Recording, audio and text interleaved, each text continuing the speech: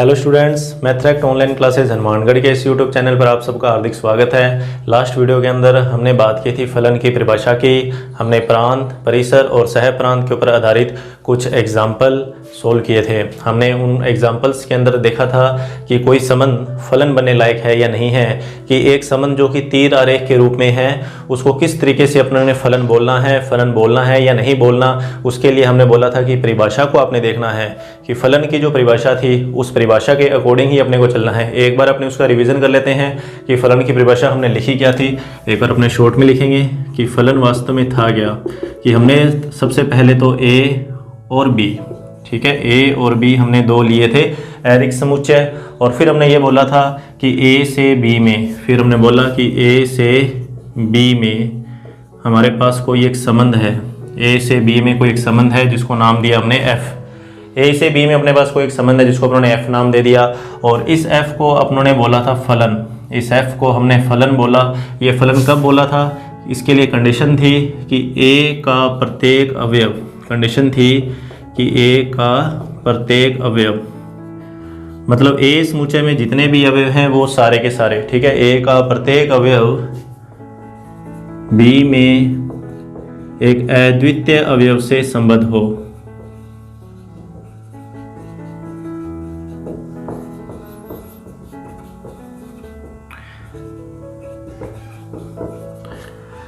कि ए के अंदर जितने भी अवयव हैं वो सारे के सारे संबंधित होने चाहिए बी के अवयवों के साथ, लेकिन वो जो संबंधित होने का जो यहाँ पर नियम है वो अद्वितीय रहना चाहिए।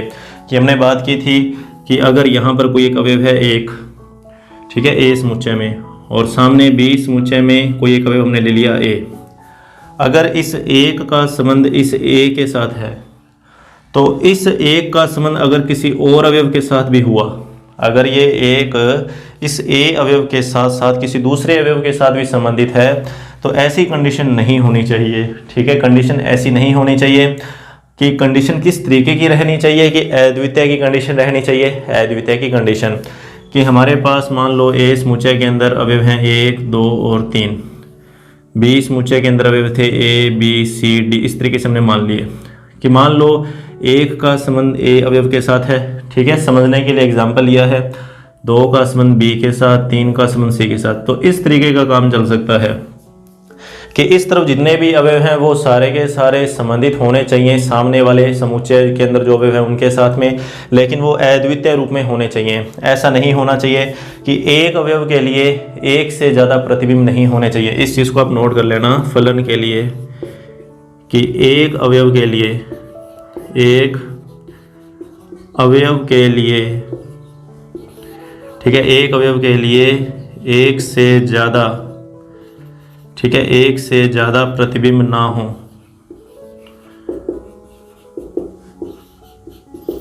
ठीक है, कि अगर कोई भी अवयव यहाँ पर हमने लिख दिया, ठीक है, ए समुच्चय में कोई भी अगर अवयव आपने लिख दिया तो वो अवयव एक से ज़्यादा अवयवों के साथ, सामने की तरफ जो समुच्चय हैं वहाँ एक से ज़्यादा अवयवों के साथ वो संबंधित नहीं रहना चाहिए। कि मान लो कि यहाँ पे एक अवयव और है 4, इस 4 का संबंध मान लो सी से है, मान लीजिए कि 4 का संबंध सी से है और 4 का संबंध डी से भी है, ठीक है। तो ऐसा नहीं होना चाहिए कि 4 अवयव जो है वो सी से भी संबंधित कर दिया मैंने और 4 को मैंने डी से भी संबंधित कर दिया, तो अब ये गलत हो जाएगा। कि ऐसा नहीं होना चाहिए, एक अवयव के साथ ही, ठीक है, संबंधित रहना चाहिए। हाँ, इसके अपोजिट हमने एक कंडीशन और देखी थी कि अगर ऐसा हो कि मान लो हमारे पास कोई एक समुच्चय है ए, इसमें अवयव हैं 1 और 2, और सामने अपने पास कोई समुच्चय जिसमें एक ही अवयव है ए, मान लो 1 का संबंध ए के साथ है और 2 का संबंध ए के साथ है। ये कंडीशन चल सकती है फलन के लिए, ठीक है, ये कंडीशन चल सकती है कि मतलब यहाँ पर भी इस नियम का पालन तो हुआ ही है कि ए का प्रत्येक अवयव, मतलब ए में 2 अवयव हैं, दोनों के दोनों संबंधित हैं सामने किसी न किसी के साथ, और वो अद्वितीय रूप से संबंधित होने चाहिए।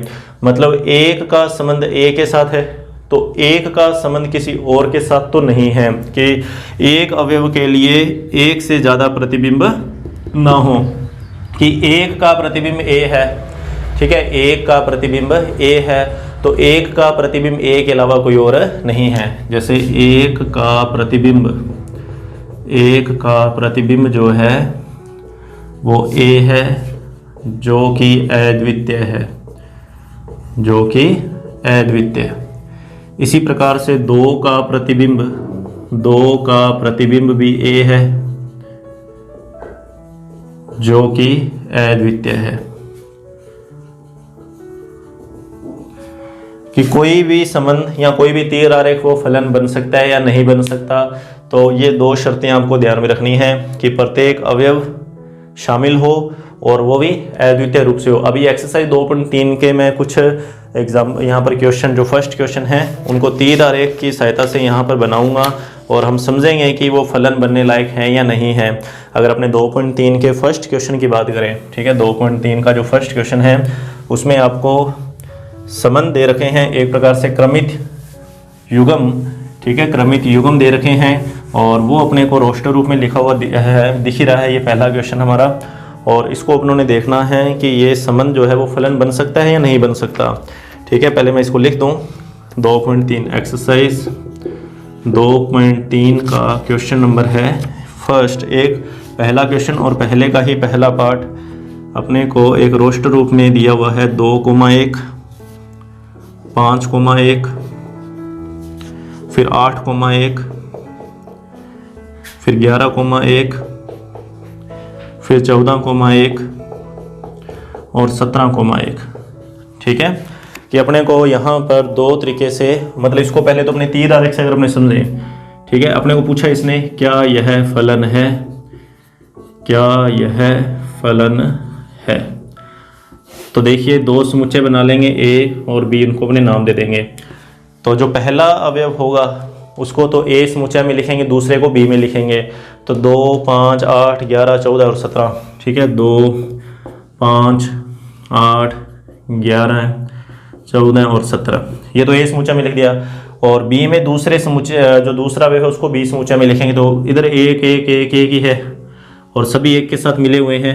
ठीक है, 2 का संबंध 5 अवयव 1 के साथ, 5 का, फिर 8 का, 11, 14 और 17, इन सब का संबंध जो है वो 1 के साथ है। अब अपने को देखना है कि ये फलन है या नहीं है।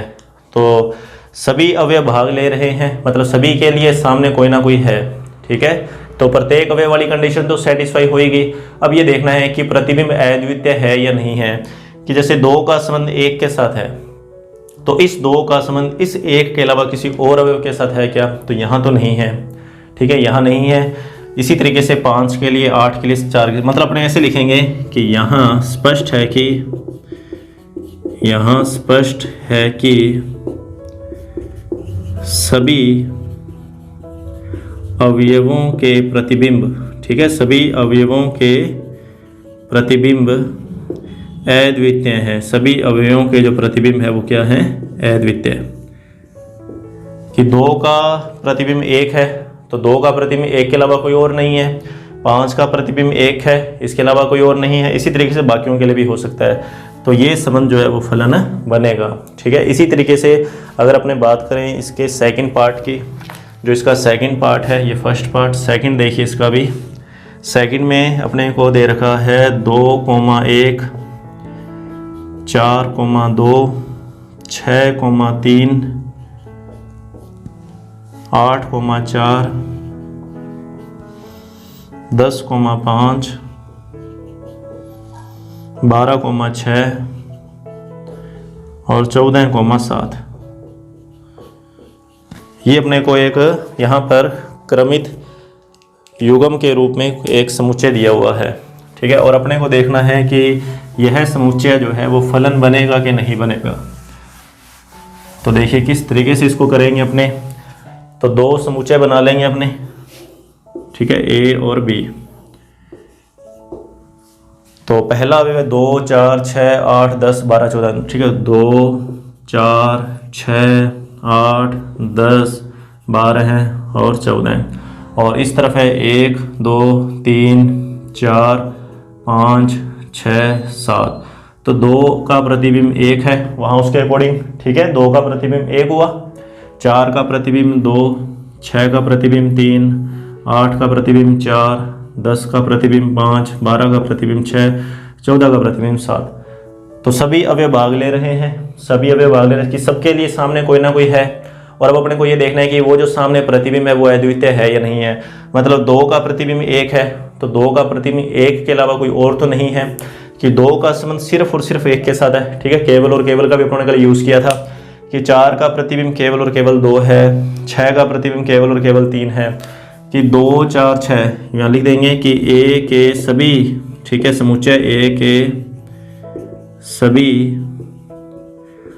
अवयवों के प्रतिबिंब, ठीक है, सभी अवयवों के प्रतिबिंब अद्वितीय है। इसका मतलब ये भी क्या बनेगा, फलन बनेगा। और इसी तरीके से अगर अपने इसकी बात करें थर्ड क्वेश्चन की, देखो 1,3, 1,5 और 2,5 अपने को दे रखा है।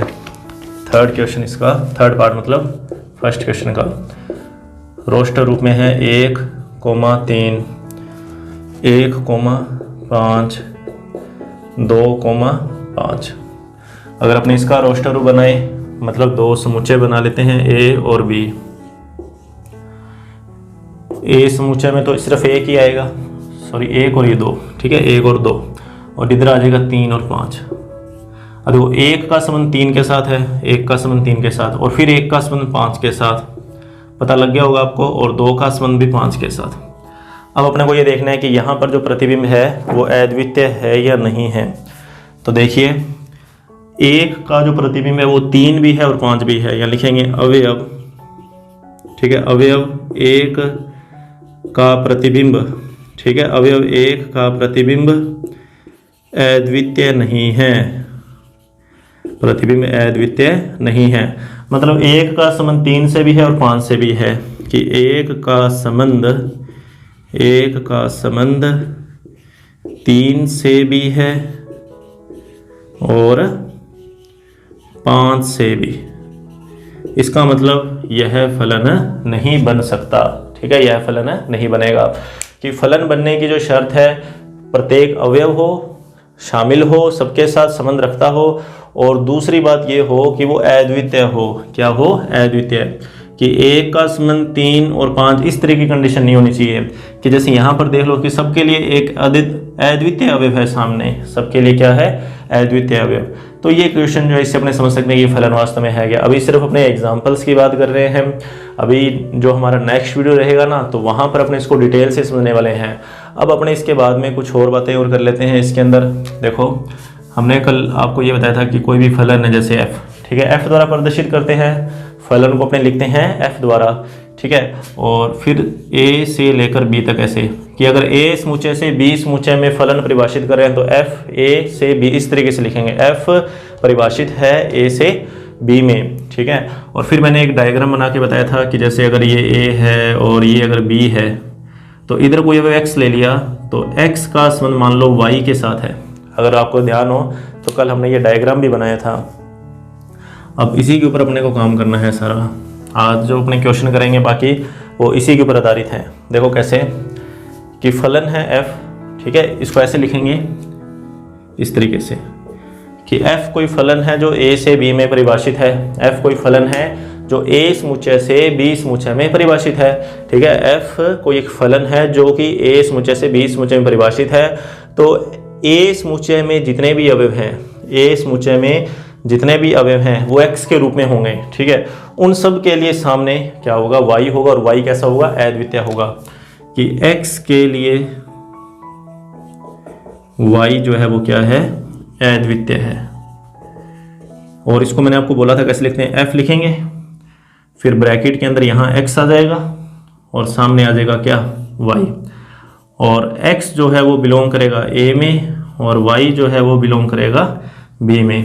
x बिलोंग करेगा a में और y बिलोंग करेगा b में। और यहाँ पर एक अपने लगा सकते हैं फॉर ऑल, मतलब जितने भी x हैं वो सारे के सारे, जितने भी x हैं वो सारे के सारे a से ही लिए जाएंगे, और उनके लिए सामने जो प्रतिबिंब है वो क्या होगा? y होगा, और y कैसा होगा? अद्वितीय होगा। तो इस चीज़ को आप जरूर ध्यान में रखेंगे, ठीक है। ये चीज़ जो है फलन के लिए आपके दिमाग में रहनी चाहिए हर समय कि फलन को लिखते कैसे हैं। फिर मैंने इसमें बोला था कि इस a को तो बोल देते हैं प्रांत, इस b को बोल देते हैं सह प्रांत, और इधर जो प्रतिबिंब आते हैं उनका जो समुच्चय बनता है उसको अपने क्या बोल देते हैं, परिसर बोल देते हैं। तो इतनी चीज़ आपके दिमाग में हर समय रहनी चाहिए डायग्राम के रूप में कि फलन जो है वो किसी एक समुच्चय से किसी दूसरे समुच्चय में परिभाषित होगा। तीर आरेख अगर ये बनाते हैं तो उसके लिए ये स्टेटमेंट के रूप में ऐसा लिखा जाएगा कि f of x is equal to y, f of x is equal to y for all x belongs to a, y belongs to b। ठीक है, इस चीज़ को ध्यान में रखना है। अभी अपने एक्सरसाइज के क्वेश्चन जो करेंगे ना वो इसी कंसेप्ट के ऊपर करेंगे। जैसे कि थर्ड क्वेश्चन, आज मैं आपको इसका थर्ड क्वेश्चन और फोर्थ क्वेश्चन, ठीक है, ये 2 क्वेश्चन करवाऊंगा। सेकंड क्वेश्चन और इसका जो फिफ्थ क्वेश्चन है, ठीक है, ये 2 क्वेश्चन जो हैं ये हम करेंगे नेक्स्ट वीडियो के अंदर, जब हम फलनों के और भी कई प्रकार यहाँ पर दे रखे हैं उन प्रकारों को जब अपने समझ लेंगे। तो अभी अपने बात करते हैं इसके थर्ड क्वेश्चन की। देखिए थर्ड क्वेश्चन को किस तरीके से सॉल्व करना है।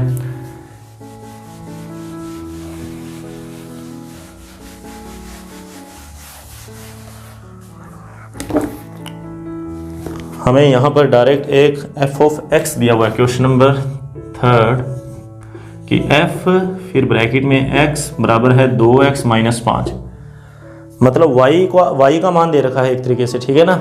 f ऑफ x बराबर 2x माइनस 5 और मान ज्ञात करना है f ऑफ 0, f ऑफ 7, ठीक है।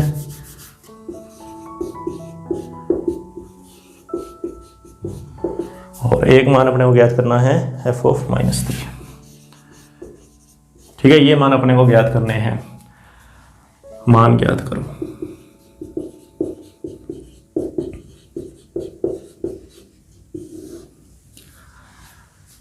देखो जो f के ब्रैकेट में आएगा वो x है, जो f के ब्रैकेट में आएगा वो क्या है, x है। इस चीज का ध्यान रखना, जो f के ब्रैकेट में वो x है। यहां पर हमें फर्स्ट पार्ट इसने बोला f ऑफ 0 का मान ज्ञात करना है।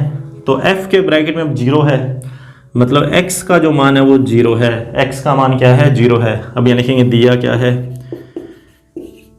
दिया है f ऑफ x बराबर 2x माइनस 5, यही दिया हुआ है ना। तो यहाँ लिख दो x बराबर 0 रखने पर, और ये काम आपने 9th के अंदर भी किया हुआ है। तो x बराबर 0 रख दोगे तो 2 इंटू 0 माइनस 5, इसको सरल करोगे तो 0 माइनस 5 बराबर कितना आ जाएगा, -5। ये पहला क्वेश्चन, मतलब इसका फर्स्ट पार्ट हो गया। फिर f ऑफ 7 का बोला है, तो f ऑफ 7 इस बार f के ब्रैकेट में 7 है, मतलब x का मान 7 है। x का जो मान है वो क्या है, 7 है। तो अपने यहाँ x की जगह क्या लिख देंगे, 7 लिख देंगे। कि अगर अपने इसके सेकंड पार्ट की बात करें, सेकंड पार्ट की, कि f ऑफ 7 निकालना है, ठीक है, f ऑफ 7 निकालना है। तो इसका मतलब x का जो मान है वो 7 है, तो यहाँ पर 7 लिख दो। तो f ऑफ 7 बराबर 2 into 7 minus 5, 14 minus 5 is equal to 9। तो ये सेकंड पार्ट हो गया इसका। और f ऑफ -3 की वैल्यू फाइंड आउट करनी है, तो यहाँ -3 अपने पुट कर देंगे। तो यहाँ -3 लिखा और यहाँ -3 लिखा। तो इसी तरीके से आप कर सकते हैं, इसमें कोई प्रॉब्लम नहीं आएगी अब आपको, कि f of -3 is equal to 2 into -3 minus 5। तो पहले मल्टीप्लाई करना है, ध्यान देना, माइनस का 6 माइनस 5 माइनस 11। तो इस तरीके से अपने को ये क्वेश्चन सोल्व करने हैं। तो इसी तरीके के ऊपर आधारित इसका जो फोर्थ क्वेश्चन है, ठीक है, सेम टू सेम इसी तरीके से आपको इसका फोर्थ पार्ट करना है। वहाँ पर भी आपको इसी तरीके का एक फलन दे रखा है और अलग अलग मान ज्ञात करने हैं। तो अपने इसका फोर्थ क्वेश्चन सोल्व कर लेते हैं अभी।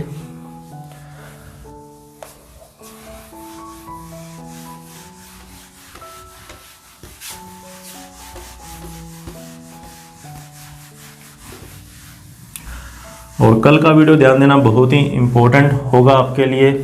ये तो सामान्य सी बातें हैं, फलन की परिभाषा के ऊपर मैंने आपको सिर्फ एक तरीके से ये मान के चलिए कि एग्जाम्पल वगैरह ये अभी तक अपने कर रहे हैं। जो मेन चीज़ आने वाली है, मैंने आपको पिछले वीडियो के अंदर, संबंध के एक वीडियो के अंदर मैंने आपको बोला भी था कि एक्चुअल में जो फलन होगा या आगे जो भी आने वाले जो चैप्टर होंगे वहाँ पर अपने को मुख्य रूप से, ठीक है, फलन से संबंधित जो होंगे वहाँ पर अपने को प्रांत और परिसर पर ही काम करना है। तो जो सेकंड क्वेश्चन और जो फिफ्थ क्वेश्चन है या जो कल अपने काम करने वाले हैं वो अपने मुख्य रूप से प्रांत और परिसर के ऊपर ही काम करेंगे। तो उस चीज़ को समझना बहुत ही ज़रूरी है आपके लिए।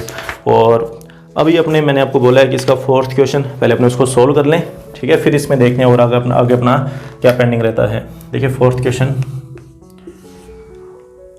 इस बार इसने फलन बोला है t।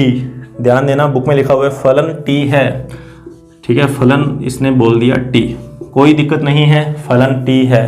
पहले F था अब T है। सेल्सियस तापमान का फारेनहाइट तापमान में प्रतिचित्रण करता है। देखिए यहाँ पर एक शब्द आया है प्रतिचित्रण।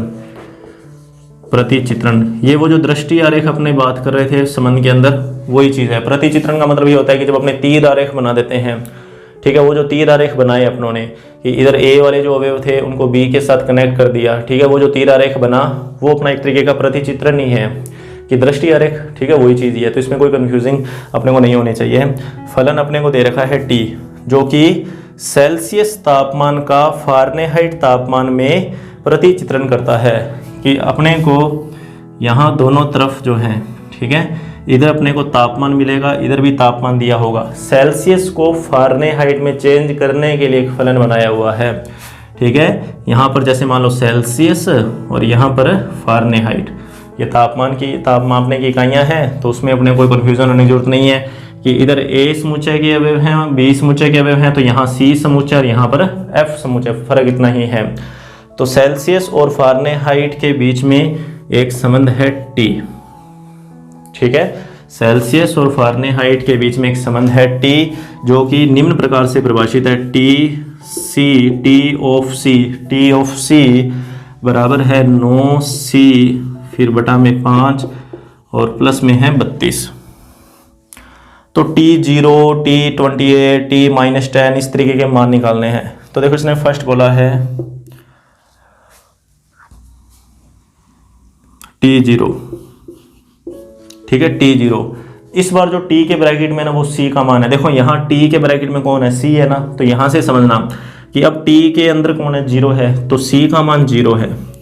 C का मान क्या है, 0। यहाँ 0 लिख दो, तो T0 बराबर 9 इंटू 0 बटा 5 प्लस 32, तो ये तो सारा 0 ही हो गया, तो आंसर कितना आया, 32 आ गया, ठीक है। मतलब 0 का संबंध 32 के साथ हो गया इस तरीके से।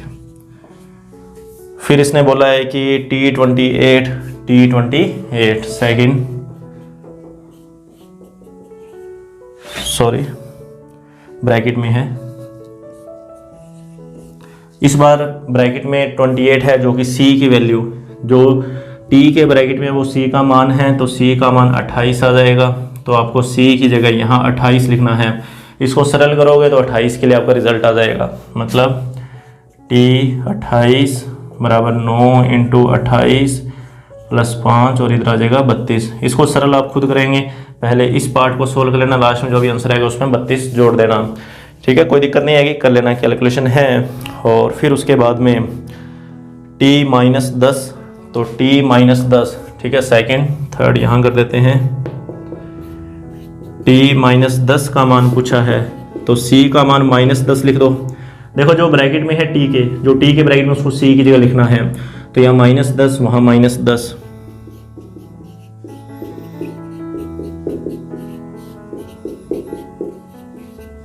तो पहले इसको सोल्व कर लेंगे, फिर 32 लास्ट में जोड़ देंगे।